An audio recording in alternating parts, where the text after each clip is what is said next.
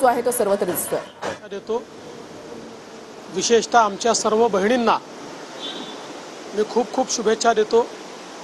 रक्षाबंधनाचा हा धागा अतिशय नाजूक अशा प्रकारचा धागा आहे, पण त्याच्यामध्ये खूप मोठी शक्ती आहे। एकीकडे बहीण भावाचं नातं हे त्यातून खऱ्या अर्थानं अधोरेखित होतं आणि त्याचवेळी बहिणींचा आशीर्वाद, बहिणींचं प्रेम याची कवचकुंडलं ही भावाच्या पाठीशी उभी राहतात आणि भावाची शक्ती ही देखील बहिणीच्या पाठीशी उभी राहते।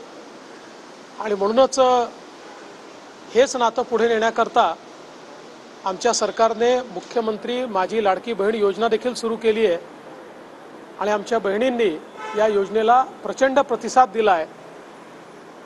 बहिणींच्या पाठीशी उभं राहणारं अशा प्रकारचं आमचं सरकार आहे आणि विविध योजनांच्या माध्यमातून आमच्या भगिनींना सक्षम करायचा प्रयत्न आम्ही करतो आणि मला असं वाटतं हीच आमच्या बहिणींच्या प्रती रक्षाबंधनाची भेट आहे। आज निवडणुका पुढे गेल्यात अशी एक बातमी येते, याच लाडकी बहीण योजना सगळीकडे पसरायला वेळ मिळावा म्हणून जाणीवपूर्वक निवडणुका पुढे ढकलल्या गेल्यात असं विरोधकांचा आरोप आहे। काय नेमकं? मला असं वाटतं की निवडणुका कोण घोषित करतं, त्यांचे काय अधिकार आहेत, या गोष्टी ज्यांना माहिती नाहीत किंवा या संदर्भातली मला असं वाटतं की ज्यांना पूर्णपणे कल्पना नाही असे लोकच अशा प्रकारचे आरोप लावू शकतात।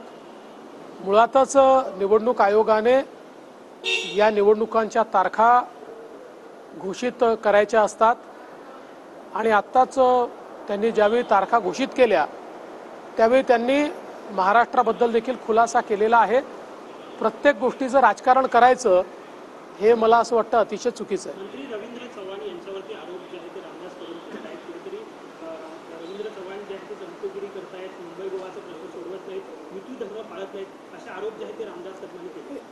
असं आहे की अशा प्रकारचे आरोप करणं हे कुठल्या युती धर्मात बसतं।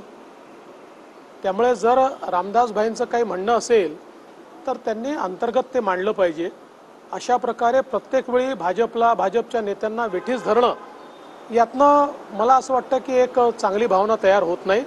तथापि भाईंचं काय म्हणणं आहे मी समजून घेईन आणि त्यातनं मार्ग काढायचा प्रयत्न करेन। आरक्षणाच्या संदर्भात जरांगे वारंवार असं बोलतायत की मुख्यमंत्री एकनाथ शिंदे यांना सगळं काही द्यायचंय, मग ते सगळेश्वरी असेल, आरक्षणाचा मुद्दा निकाली काढणं असेल, हे सगळे द्यायचे, पण देवेंद्र फडणवीस यामध्ये अडचण करतात आणि ते सगळं होऊ देत नाहीये। काय नेमकं याला उत्तर? मला याची कल्पना आहे की जरांगे पाटलांचं माझ्यावर विशेष प्रेम आहे, पण हे देखील मला या निमित्ताने सांगितलं पाहिजे की राज्याचे सगळे अधिकार हे मुख्यमंत्र्यांकडे असतात। इतर सगळे मंत्री मुख्यमंत्र्यांनी दिलेल्या अधिकारांवर त्या ठिकाणी काम करत असतात आणि मी तर त्याच्या पुढे जाऊन म्हणेन, कारण शिंदे साहेब आणि मी एकत्रितपणे काम करतो, शिंदे साहेबांना पूर्ण पाठिंबा आणि पाठबळ माझं आहे। त्यामुळे या प्रश्नाचं उत्तर माझं मत असं आहे की त्यांनी शिंदे साहेबांना विचारावं आणि मुख्यमंत्री एकनाथराव शिंदेजींनी जर असं म्हटलं की मराठा आरक्षणाकरता कुठलाही निर्णय घ्यायचा त्यांनी प्रयत्न केला आणि तो प्रयत्न मी थांबवला तर त्या क्षणी माझ्या पदाचाही राजीनामा देईल आणि राजकारणातून देखील निवृत्त होईल। याचं कारण एक लक्षात ठेवा, आजपर्यंत मराठा समाजाकरता जे काही निर्णय झाले ते एक तर मी केले, नाहीतर शिंदे साहेबांनी केले आणि शिंदे साहेबांच्या पाठीशी भक्कमपणे मी उभा राहिलेलो आहे। त्यामुळे अशा प्रकारे जाणीवपूर्वक नरेटिव्ह तयार करण्याचा प्रयत्न अतिशय अयोग्य आहे।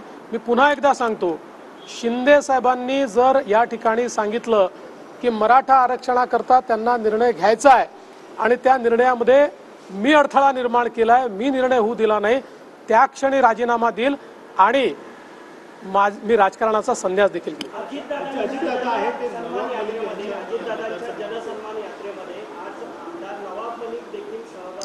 या संदर्भातली माझी भूमिका यापूर्वीच मी स्पष्ट केलेली आहे। रामदास कदमांनी असं म्हटलंय की भाजपला जर राक्षसी महत्वाकांक्षा असेल तर युती तोडावी, तुम्ही तुमचं लढा आणि आमचं।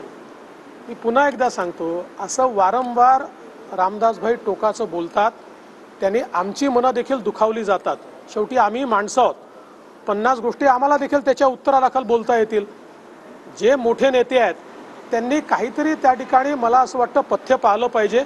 वारंवार भारतीय जनता पक्षाला असं बोलणं मला असं वाटतं हे आम्हाला मान्य नाही आणि या संदर्भात मी स्वतः शिंदे साहेबांशी बोललो. लाडकी बहीण योजनेमध्ये 1,500 रुपये ते 3,000 रुपये करण्याची राज्याचे मुख्यमंत्र्यांनी घोषणा केली. काल लगेच आदित्य ठाकरेही सांगतात की आम्ही आमच्या सरकारला 3,000 करू. सुप्रिया सुळेंचा दावा आहे की ही योजना जास्त पॉप्युलर आहे, याची आम्ही रक्कम वाढवू. म्हणजे तुमची योजनेची कॉपी पेस्ट करण्याचा प्रयत्न विरोधक करू. मला या गोष्टीचा आनंद आहे. विरोधकांनी लाडकी बहीण योजना बंद पाडण्याकरता सगळे प्रयत्न करून पाहिले, त्यांना ती बंद करता आली नाही. तर आता त्या योजनेला आपल्याकडे कसं खेचता येईल याचा त्यांचा प्रयत्न चालला आहे. पण जनता त्यांना एकच सवाल विचारेल, तुम्हाला इतके वेळा संधी मिळाली, ती संधी मिळाली असताना तुम्हाला बहिणींची आठवण का आली नाही? बहिणींना हे माहिती आहे की केवळ आणि केवळ महायुतीचं सरकार आहे जे त्यांच्या पाठीशी उभं आहे.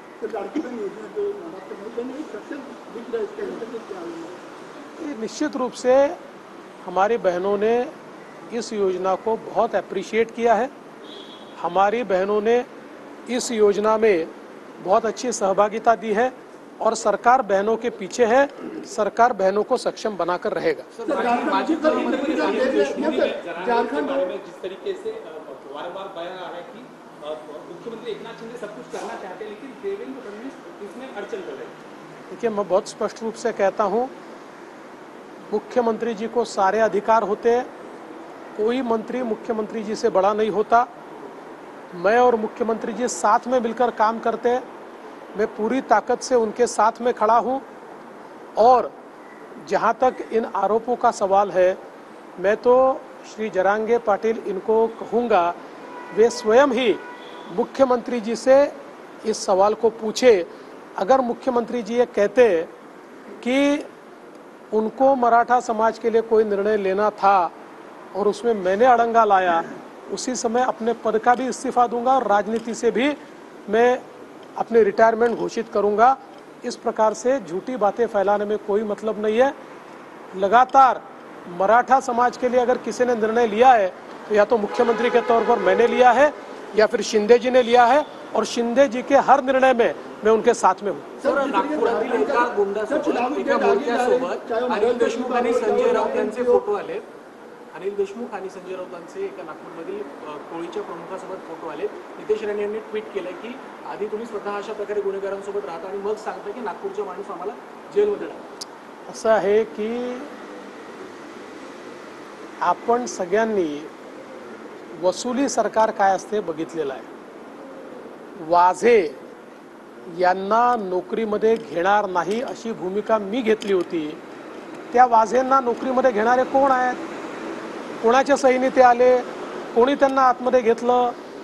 आता आरोप करतायत, आता बोलतायत. त्यामुळे पहिल्या दिवसापासून गुंडांशी यांचे संबंध आहेत. पहिल्या दिवसापासून या ठिकाणी वसुली करण्याकरता सर्व प्रकारचे व्यवहार हे करतात. त्यामुळे यांच्यासोबत अशी माणसं दिसली यात मला काहीच नवल वाटत नाही.